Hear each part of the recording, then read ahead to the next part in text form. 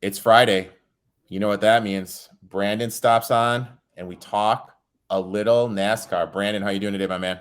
Stressed, anxious for tonight, worried about tonight. I had to deal with the elimination game with the Bees last night. Now dealing with the elimination game for the C's tonight. So focused on being able to talk NASCAR with you. I really don't want to talk Bucks with you. You're going to be there No, tonight. we won't talk Bucks. Not talk Bucks. Uh, we'll purely talk NASCAR. How about that, man? That works. Okay, so they're running at Kansas.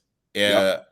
Tell everyone what you know about this track and how is it going to play. We're basically looking at a Las Vegas style race, period. So a lot of the bets that you're going to hear us pick today are, I don't want to say mainly based off of Vegas, because you still want to look at the consistency that drivers have had at Kansas. But the way this car is run, and from what we've heard from some of the drivers, is they're taking the style of setup, the car itself, and basing it off of what they did in March 6th, I believe, in Las Vegas. So you're going to have some low line, you got some high line.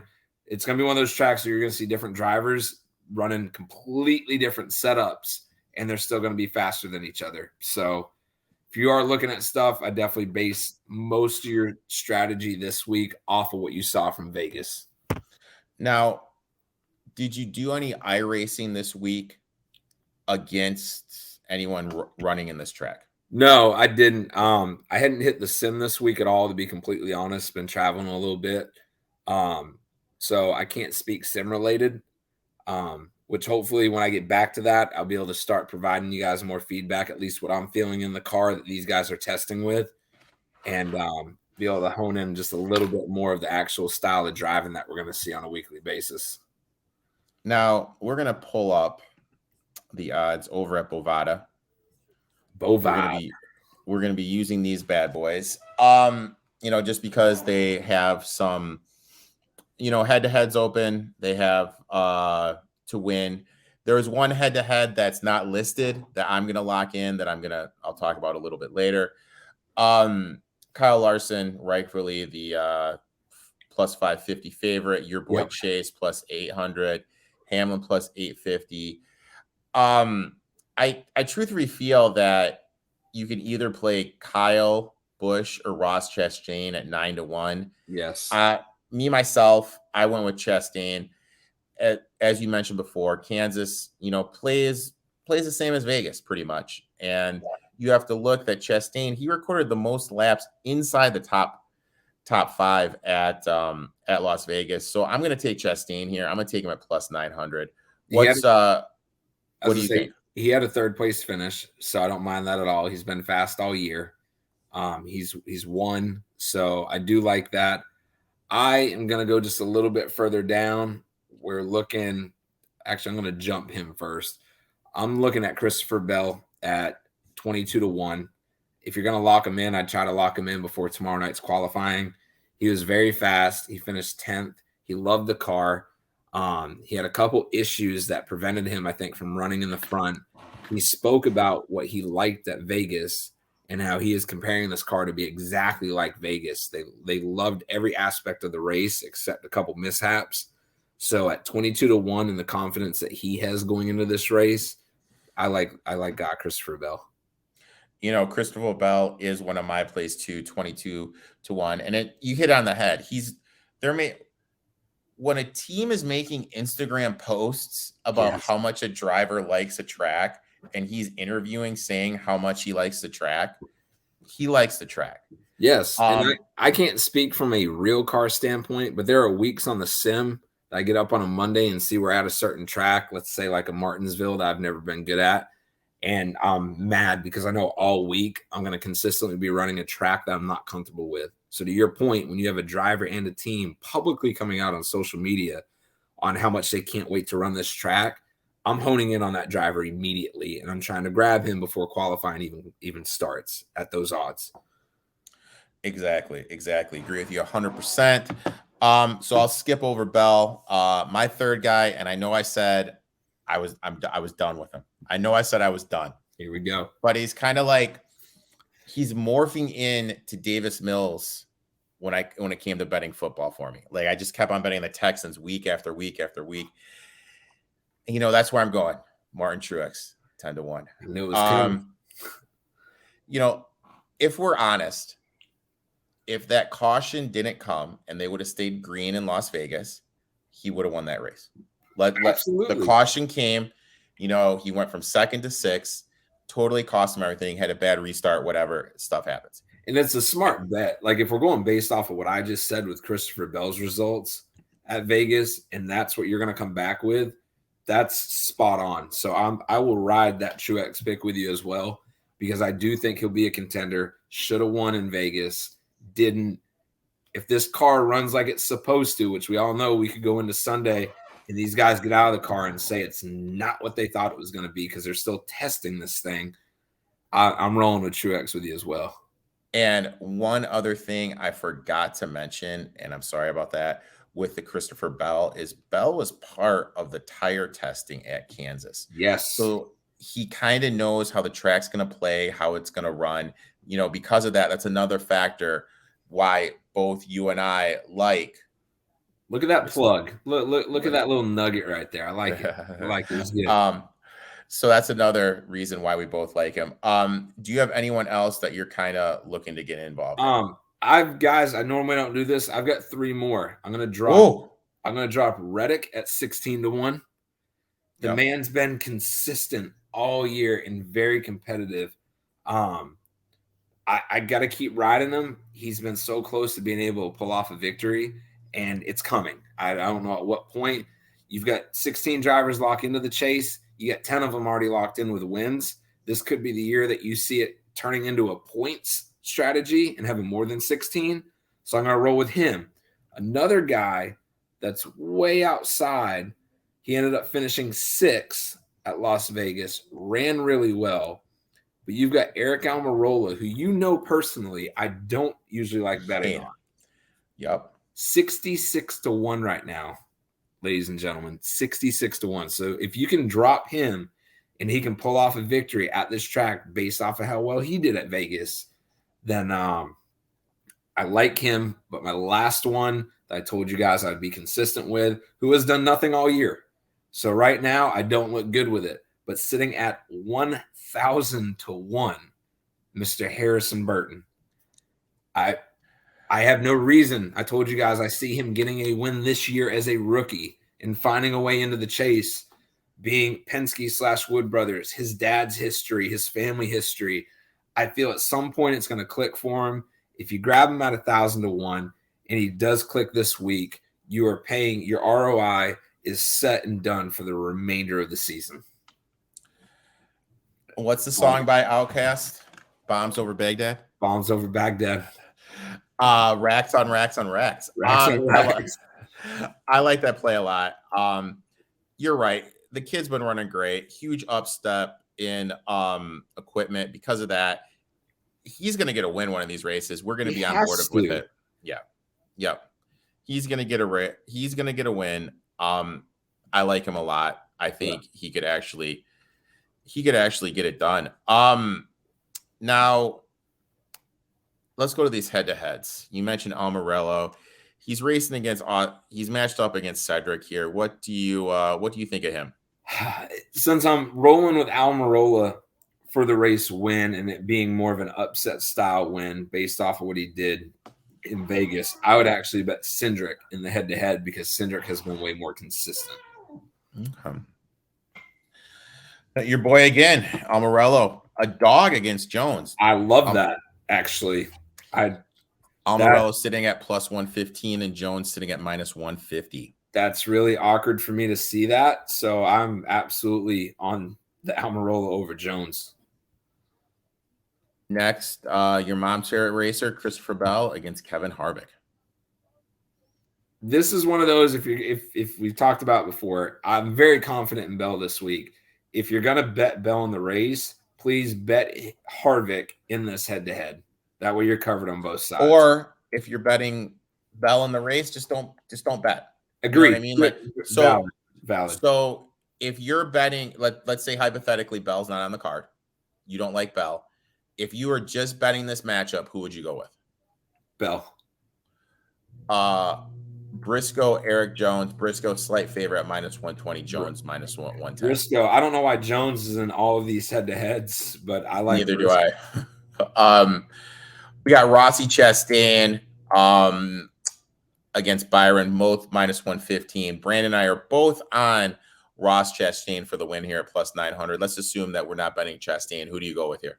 I'm going with Chastain regardless, solely because after what Logano did to Byron last week, I'm not touching Byron this week, because if there is an issue or there is payback or anything like that, I feel it's going to come sooner than later. So my personal fade is Byron based off of the issue he had with Logano last week.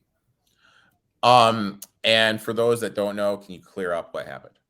So coming to the white flag, Logano was clearly faster than Byron. Clearly. Logano had an issue on a restart earlier in the race where it seemed as if Byron pushed him up into the wall, but Byron did get tight. Little scrub, nobody wrecked, everybody kept moving forward. Logano said he wasn't going to be quote-unquote bullied, but Logano flat out wrecked him with 2 to go. Drove right into him, 10 miles an hour more going into the corner. It wasn't one of those things where Byron ultimately checked up more that Logano tried to say, no, you drove into that corner knowing you're going to hit him and make the corner. There's a big difference between a checkup and intentionally hitting somebody, making sure you can carry on. Flat out destroyed him. Logano's been known to do this. He did it to Kenseth, and Kenseth paid him back at Martinsville. Logano, I'm just going to leave alone how I feel about him. He's your BFF. He's your BFF. Let's be honest. He's your BFF. My biggest thing, race the man. You're not even at the white flag yet, and you're clearly faster. Race him for the win. Now, if it was, don't get me wrong, guys, if it was the last corner coming to the checkered flag, you do you. But when you've got 2 laps to go coming to the white, you race the man. Grow up, Logano. Please, grow up. Put on your big boy pants. All right, I'm in my feels with that one. All right, so let's move on. Your boy against Hamlin. I'm taking my boy. Your boy against Kyle Busch. Taking my boy again. I'm rolling. Denny against Kyle. Kyle. Denny against Kyle Larson. Anytime I can find even money on Hamlin on a head-to-head, I would grab Hamlin. Harvick against Reddick. Reddick all day. Kyle Busch at +105 against Kyle Larson -130. Yeah, I'm taking the plus money with a driver like that. Joey Logano against Blaney. You mentioned it before, and here's the thing: like, I wanted to find props to fade Blaney because historically he has struggled at this track. But you hit the nail on the head. Byron could be looking for quote unquote revenge. Yeah, I don't want to lose a bet because Byron took out Logano. So in my eyes, you have to take Logano here, or you just have to pass. And I'm not saying Byron's going to sit there and door slam him. I'm not saying he's going to turn it's right. a possibility. But also, if he gets in his way on pit road, if he stumbles on a restart, oops, I missed the gear, just to cause Logano issues, I'm rolling with Blaney in that. Here it is. Logano against Byron. Logano even money, Byron -130. Same logic I said before. I mean, why even do it? No. I mean, there's a question mark that could happen. So for me, you got to avoid it. I'll let you pick this one. See, this is one of my bets. I'm going with Pitbull's driver, Danny Suarez, -125 over Wreck-It Ricky. Just because, look, and I know, don't get me wrong, I know Stenhouse has been running great the last couple of races, but when you look at his history at this track, only 2 top 20s and 2 did not finishes. Yes. And he ran 21st, I believe, at Kansas.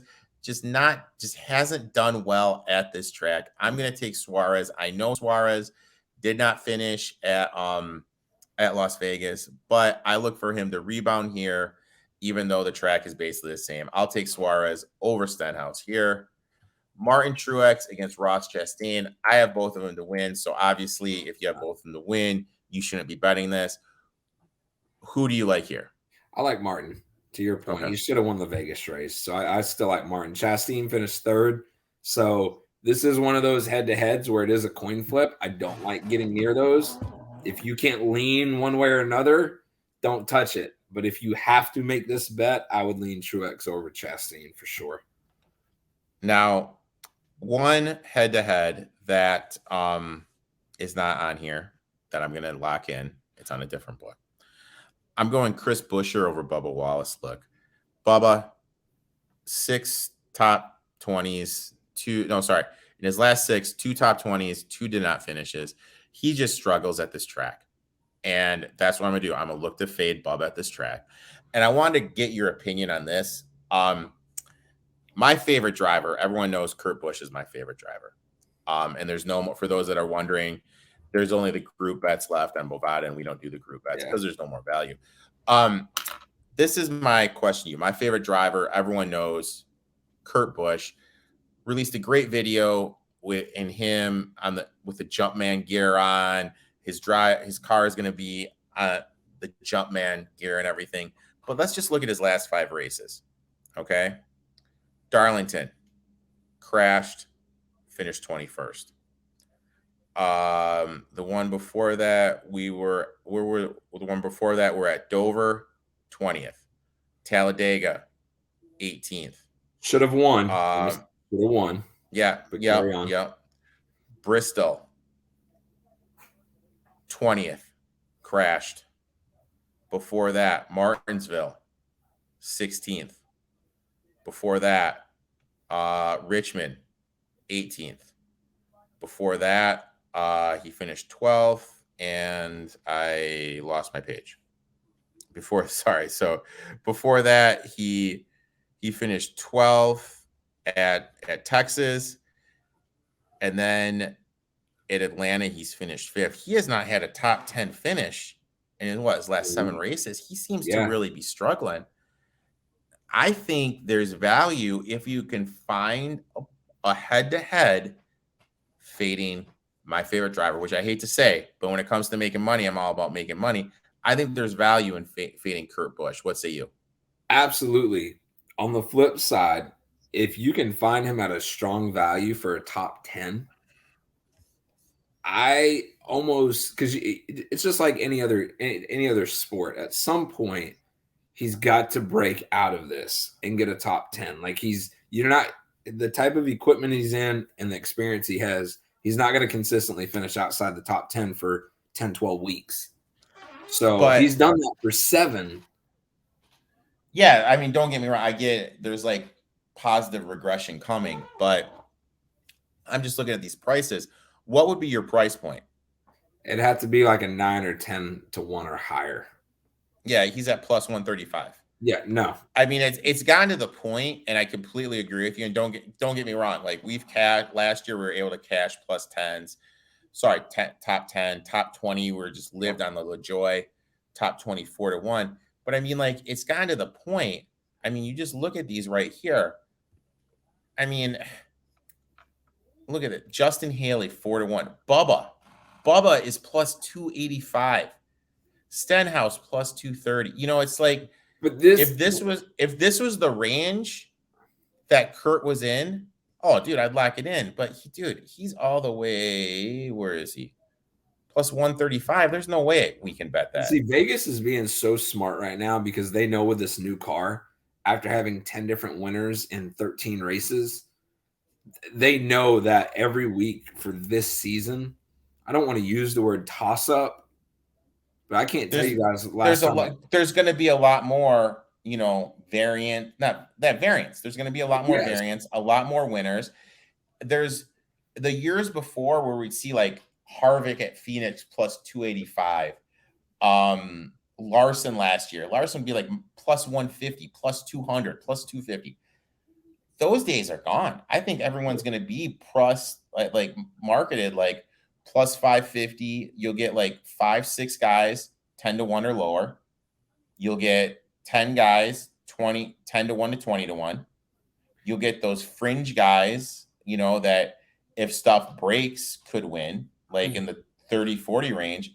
But these days of getting these astronomical NASCAR prices, unfortunately, I think are over. I think they are, at least for this year. And that's why it's huge to capitalize on these odds of 66 to 1, 22 to 1. Or 100 to 1 with Burton. Yeah. I think it's key to try and cash in on those, because this year is not the year of betting the favorite. Last year, if you wanted to be smart and drop a huge amount of units on Larson, you knew you were going to get that almost week in and week out. This year, completely out the window. Yeah. You try and hit the higher odds and keep rolling, which we've grabbed a couple this year, not like we did last year yet. Yeah. A lot of racing. But we'll get some. We'll get yeah. some. So, I just want to give you a reminder that after tonight, you're going to have to drink a Busch Light on camera for next week, based on our Bucks Celtics bet. These are not losing tonight. Just a friendly reminder, my friend. It's going to reminder. Our boys aren't dropping an egg tonight. It's not happening. Just a friendly reminder. Just a friendly reminder. Friendly. Just want to remind you. Seem friendly. I just wanted to remind you. I mean, I'm already prepared. I got a 6-pack of Busch Light in my refrigerator in case something freaky happens. I'm already prepped, dude. I'm ready to go, man. So, let's